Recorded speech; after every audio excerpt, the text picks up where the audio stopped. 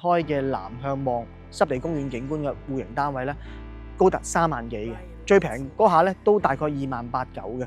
咁嚟到一啲嘅塔樓單位咧，賣緊咧都要27,800，去到低價碼時期咧都去到21,200嘅。王者歸來，將佢價格定義到咧16,500到2萬蚊呢個區間，無論你係塔樓單位可以揀到，或者佢一字排開嘅板式樓單位咧，你都揀得到啦。咁所以呢個就係令我覺得佢好陌生嘅一點啦。優勢亦都係好明顯嘅，畢竟佢係現樓，唔需要再去等待啦。咁再加上位置方面好優越，一腳油門嘅事情咧，你就可以到達我哋嘅華發商都嘅一啲核心商圈噶啦。想喺大灣區買樓，信息太多太雜，驚買錯，手續又唔知點搞喎。中居地產深耕大灣區13年，陪住數萬個家庭，見證佢哋喺大灣區首個家嘅建成。從買樓到驗樓，裝修入住，全程保駕護航。中居地產，你嘅灣區置業好幫手。即刻撥打熱線電話54481444，開啟灣區新生活。觀眾朋友大家好，我係中居地產 Hugo。嗱，今集影片咧翻到嚟一個我既熟悉但又陌生嘅樓盤項目。咁呢個項目咧就係華發天茂國際半島啦。咁點解話佢熟悉咧？因為咧其實呢個樓盤項目一直都有參與咧佢嘅買賣啦。咁所以其實相對熟悉嘅。但陌生係咩咧？佢嘅價錢啊。因為呢個項目高峰期咧賣緊板式樓單位一字排開嘅南向望濕地公園景觀嘅戶型單位咧，高達3萬幾嘅，最平嗰下咧都大概2.89嘅。咁嚟到一啲嘅塔樓單位咧，賣緊咧都要27,800，去到低價碼時期咧都去到21,200嘅。咁今輪嘅話咧，喂，價錢真係非常非常之有驚喜啊！講緊佢王者歸來，將佢價格定義到咧16,500到2萬蚊呢個區間，無論你係塔樓單位可以揀到，或者佢一字排開嘅板式樓單位咧，你都揀得到啦。咁所以呢個就係令我覺得佢好陌生嘅一點啦。有啲觀眾朋友都一直有留意呢個盤咧，亦都留意到其實喺上一年咧，其實天茂國際半島咧將呢個項目嘅話咧，剩餘一啲嘅尾貨咧，全部咧都歸納於俾我哋嘅安居集團咧做呢個公租房去進行處理嘅。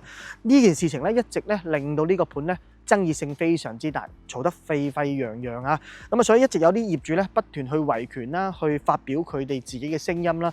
所以最終嘅話咧，咁今年又聽到佢最新消息啦，發展商重新將一啲嘅單位咧攞翻嚟去正常出售啦。但係咧冇辦法，事已變遷，咁唔可以買翻當時嘅價格。咁所以今輪咧佢真係叫做清倉大平賣啊！嗰個價錢咧簡直就腰斬啦。所以其實今輪我覺得要同大家着重要介紹一下呢個樓盤項目一啲嘅特定單位嘅。大家知道咧，其實華發天茂國際半島咧處於個位置方面咧，可以話喺航空新城圈當中咧非常之核心，而且咧係最靠住前面濕地公園景觀嘅一個樓盤項目之一嚟啦。所以其實佢有個好靚嘅 view 可以望到好完整嘅濕地公園景觀以及山景以及海景嘅部分嘅。佢呢啲產品方面咧分咗係3房到4房，最細89平方、98方、109，再去到126平方。喺賣價方面嘅話咧，其實嗰個價差今輪其實真係唔會再好大啦。如果大家真係一直有留意一啲嘅板式樓嘅單位咧，我覺得今輪大家真係要關注佢最前排嘅呢啲126平方嘅4房單位啦。呢個樓盤項目優勢亦都係好明顯嘅，畢竟佢係現樓，唔需要再去等待啦。再加上位置方面好優越，一腳油門嘅事情咧，你就可以到達我哋嘅華發商都嘅一啲核心商圈噶啦。以及步行咧，你都可以到達得到嘅。所以對於今輪賣緊呢個價格，真係要值得推薦俾大家了解翻啦。事不宜遲，我上到單位同大家一一講解。嗱，上到嚟今輪要着重同大家介紹嘅呢個戶型啦，因為呢個係126平方4房2廳2衛嘅戶型單位，佢亦都係咧係屬於華發天茂國際半島最前排嘅板式樓單位，總層高咧係13層高。我哋目前嘅話咧身處喺12樓啦，揾咗一套單位同大家去着重去介紹一下。呢個可以話係非常之靚嘅景色單位，先睇個 view 先嚇。可以我哋行出嚟露台，聽出露台，可以直面望晒前面嘅中心河濕地公園啦，以及遠處嘅呢一個保利天和嘅一個別墅片區啦，以及佢高層片區啦。東邊可以望到海景啦、橋景啦。其實真係冇任何遮擋，可以景觀方面咧，可以話堪稱係一絕嘅。因為大家其實要知道咧，其實對於喺航空新城嘅核心圈當中最前排靠緊中心河濕地公園咧，唯獨其實就得幾個樓盤項目嘅，一個就係呢一個國際半島啦、天幕領航灣啦，咁以及咧早前再賣去嘅一個十里觀瀾啦，同埋彭帥一啲嘅產品，其實圍翻落嚟就係4個項目嘅啫。咁啊，其實呢幾個項目當時最前排嘅一啲一線景觀咧，售價咧高達3萬幾嘅啊！但如今呢個價錢咧，我覺得真係相當之有優勢，真係一二手倒掛嘅一個價格啦，已經做到啦。咁啊，我哋13層嘅總層高，我哋身處12樓，其實已經係可以俯瞰到成個呢一個濕地公園嘅位置㗎啦。咁啊，其實週末日咧，好多我哋當地一啲市民咧，都會喺呢個濕地公園啦，帶小朋友呢邊咧放下風箏啊、露下營啊、野下餐啊，其實真係幾舒服㗎嚇。咁啊，旁邊嘅話咧，仲有啲待開發嘅地塊咧，咁亦都會即將會有我哋西區最大嘅一個體育館啦，亦都喺度建設當中㗎啦。咁所以其實航空新城咧，佢嘅配套咧係逐漸成熟㗎嚇。咁啊，真係一個現代化嘅一個都市嘅一個面貌啦。咁啊，我哋再同大家講下佢個戶型方面啦。咁喺戶型咧，咁啊確實同而家啲嘅4代宅或者係新規產品咧，佢係唔佔優嘅。畢竟講緊佢都係早幾年設計嘅產品啦。咁喺戶型實用性方面咧，中規中矩啦嚇。咁啊，首先其實睇下佢嘅客廳嘅開間比例咧，佢係可以做到咧4.1米嘅一個客廳開間嘅。咁其實尚算都還 OK 啊。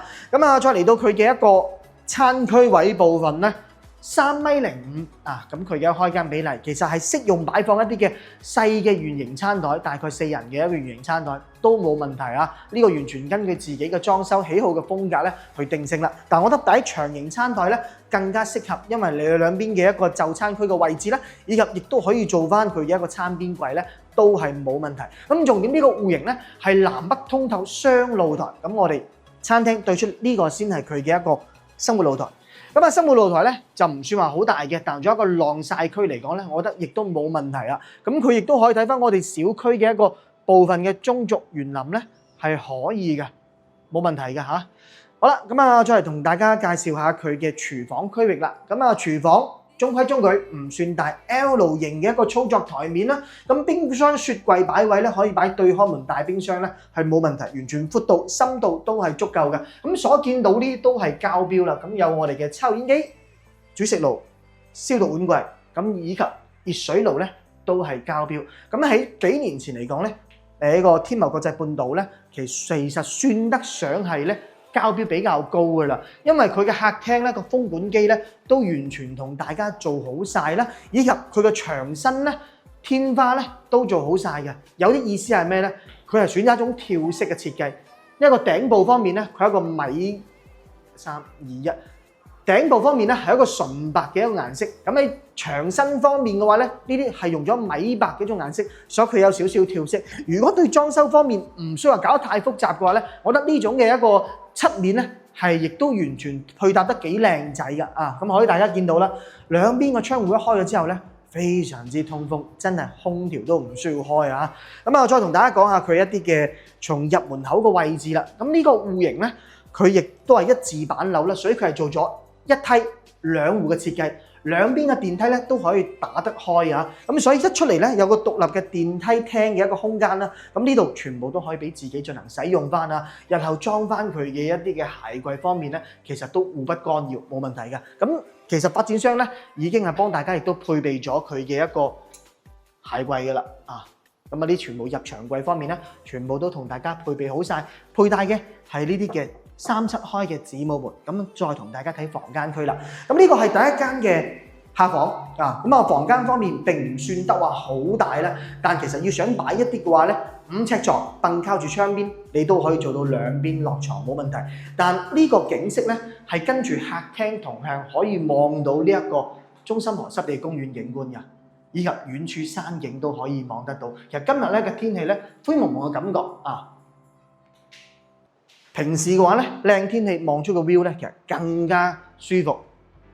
好啦，再嚟同大家睇下佢其餘嘅3間房。咁呢間咧係第2間嘅客房，咁相對就會大咗好多啦嚇。咁其實如果你唔計窗台位咧，你入呢間房咧約莫大概都有10個平方到，計埋窗台位置咧，大概係去到12到13個平方啦。咁重點就係佢有個比較大嘅一個採光窗，依舊咧望出去咧，同樣都係南向望到河景、山景以及遠處嘅海景位置啊。好啦，咁啊房間咧就作為木地板而作為膠標啦。咁啊呢啲門咧方面咧，全部都係膠標嘅狀態啦。咁啊嚟到我哋嘅主人房同埋以及一間嘅客房嘅區分嘅位置咧，佢係一個轉角位置嘅。咁呢邊亦都可以日後俾大家做翻佢一 set 嘅一啲嘅儲物櫃啦。咁可以提高翻呢一個家居嘅一個收納功能啦。咁呢邊就係佢嘅一個高區嘅衛生間，採用咗3段式嘅乾濕分區啊。入面係淋浴間坐廁，出面咧係單獨嘅洗手台區，一啲嘅收納鏡櫃方面咧都係佢嘅膠標嚟㗎。好啦，咁啊再嚟睇第3間房，呢間房咧係以一個露台進行佈建嘅空間，所以有一半面積咧都屬於送嘅。咁其實約莫咧係有大概7個零方到8個方之間啦。咁想做睡房固然一定係冇問題，而且咧佢配備咧窗戶都幫大家封好晒，而且係一 set 個落地窗啊。你整體嘅一個觀感性同埋佢嘅望出嚟嘅視野效果性嚟講咧，係會更加好一啲嘅呢一個。咁啊擺睡床嘅空間咧，其實呢個房間係可以擺到5尺床做3邊落床嘅，呢邊再做翻衣櫃都係冇問題，因為咧兩邊插蘇預留位置係完全夠寬闊，落地下嘅位置空間咧都唔會窄嘅嚇。咁啊，再嚟睇下佢嘅主人房啦。咁啊，主人房嘅話咧，入門口個位置先嚟到佢嘅套廁嘅空間，咁依舊咧淋浴坐廁洗手台呢全部都係配備好晒啦。咁其實中規中矩啦，唔算得特別大，但我覺得都 OK 夠用啦。而且佢係有窗戶㗎嚇。咁啊，再嚟睇佢嘅休息區嘅一個空間啦。咁主人房固然一定就會更加大啦，佢個開間亦都更加寬啦。咁啊，呢啲係適用擺放5尺到6尺嘅標準雙人大床咧，而且夠闊嘅話咧，佢床尾做翻一整排嘅斗櫃嘅空間咧，都係能夠滿足得到㗎。咁啊，再嚟睇下佢嘅採光窗方面啦，咁亦都相對係比較大，望出去佢嘅觀感視野效果咧，亦都係保持到極佳㗎嚇。好啦，咁啊呢個戶型又同大家介紹完，好經典嘅126平方嘅4房2廳2衛嘅一個戶型單位，而且重點係咩咧？前排位置望住一線靚 view 嘅，呢個先係佢嘅重點啊！咁喺價格方面咧，亦都係佢嘅重點，因為真係可以做到咧。目前港新城咧，對於針對呢啲最前排嘅單位咧，係真係1、2手倒掛嘅現象啦。因為大家隨處可以搜一搜，對於目前早期賣咗呢個小區最前排嘅呢啲戶型嘅話咧，基本上售價都去到25000-26000，甚至有啲個別業主賣緊3萬蚊都有嘅。但而家目前發展商針對呢個戶型嘅話咧，價格統一均價大概2萬蚊度嘅啫。咁啊揀靚仔樓層就2萬鬆啲，如果靚仔樓層唔係咁靚仔，再低啲19000幾都可以揀得到。咁所以價錢上面咧係今輪絕對佢嘅一個殺手鐧啦。OK， 咁呢個就係佢嘅戶型嘅一個第一個介紹啦。咁如果想要了解佢其他戶型都有細積數賣緊嘅，分別佢嘅89平方嘅傳統樹廳3房2廳2衛，以及98平方可以做到南北通嘅3房單位，以及仲有一個109平方嘅戶型單位㗎。咁嗰啲戶型方面咧，就屬於佢喺第2排嘅樓棟一啲嘅塔樓嘅戶型分佈啦。咁啊，大家想話要攞到詳細嘅資料方面咧，歡迎入線我上方嘅聯繫方式。咁啊，揾到我會將呢個樓盤項目嘅詳細資料啦，可以分享到俾大家啦。以及咧，我哋亦都大家想過嚟實地參觀都冇問題，我哋會安排商務專車免費接送大家過嚟實地考察呢個屋苑，到底啱唔啱？大家可能睇過先會知道啦。但我覺得今期嘅話咧，佢哋嘅價錢真係相當有優勢。大家真係中意呢個樓盤項目，想要買到現樓單位，想要買到一啲嘅版式樓有景嘅單位嘅話咧，真係冇錯過。我哋今輪到呢度，我哋下期再見，拜拜。想租樓又想放租嘅香港朋友睇過嚟，想喺大灣區生活又驚買錯樓翻唔到轉頭，不如租套樓試住先啦。海量精選房源，真正實現零壓力融入大灣區生活，即刻撥打熱線電話54481444，租盤房盤記得揾中居地產。